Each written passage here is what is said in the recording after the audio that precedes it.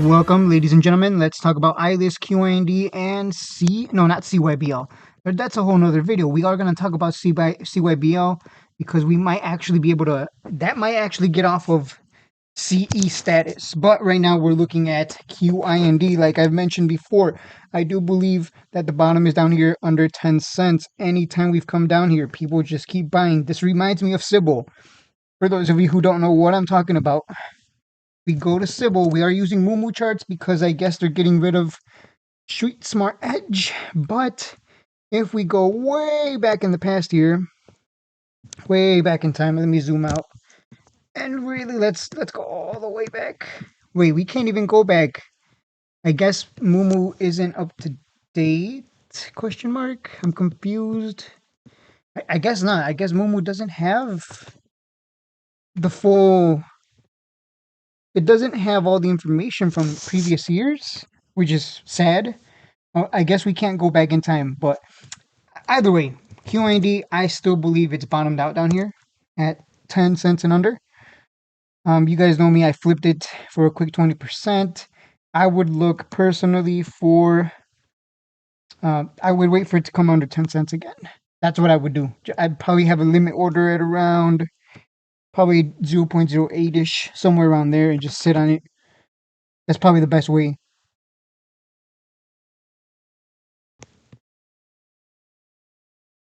Now let's switch over to Ilus. Again, I'm still learning how to use Moomoo, but yeah, we've been consolidating here for quite a while.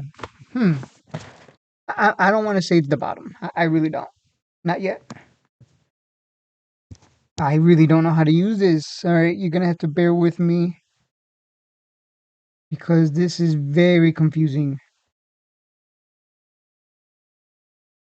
Okay, so yeah, we've been going sideways here for February, March, April. So going on 2 months, we have been going sideways above 0.011 to be more specific. So I'm going to wait and see if it's bottomed out here. I think we're going to get one more retest. I think we're going to get one more retest down here at 0.01 because it did come down as low as 0.0105. So I'm going to wait and see if we get one more bounce off of that area. And then we'll see if this is truly going to go sideways or if this is just going to be a nice long 2 months of going sideways before heading lower, which it used to do back then. Let's see if they have all that. Yep. So you can see here, it goes sideways for like a month or two, and then it comes back down. It goes even lower. So that's why I'm like being cautious. I really don't want to say that this is the bottom. It kind of looks like a repeat, right? History repeats itself. We have the run. It comes down lower, then it kind of just goes sideways, comes down lower, and rinse and repeat. That much is clear just by looking at this recent historical price action. Look at this sideways action, dumps, sideways action, and dumps. So that's why I'm saying, like, I don't want to give people the buy signal yet. I think it's best to wait at this point. In terms of buying, again, I would just wait. Samuel, history does repeat itself, guys. Often it's a little too on cue, but QIND, I don't know why it's showing me. I guess we don't have much information on QIND, or maybe I'm looking. Okay, there we go. Moomoo is kind of weird with their charts. Wait, no, that's the wrong one. I wanted to look at Samuel. Where's Samuel? Do they not even have Samuel? I don't think they have. Okay, Samuel D. Yeah, they don't really have much information on Samuel. Yeah, they have no information on this, so I guess we can't talk about it. But last I checked, it was in an ascending. No, not yeah. It's in an ascending channel, I believe. But either way, April 31st is coming up, so we should see some kind of news. Hopefully, some kind of PR because they kept talking about August 31st. So that's what I'm looking forward to, personally. So let's see if we get some big news and these stocks start moving.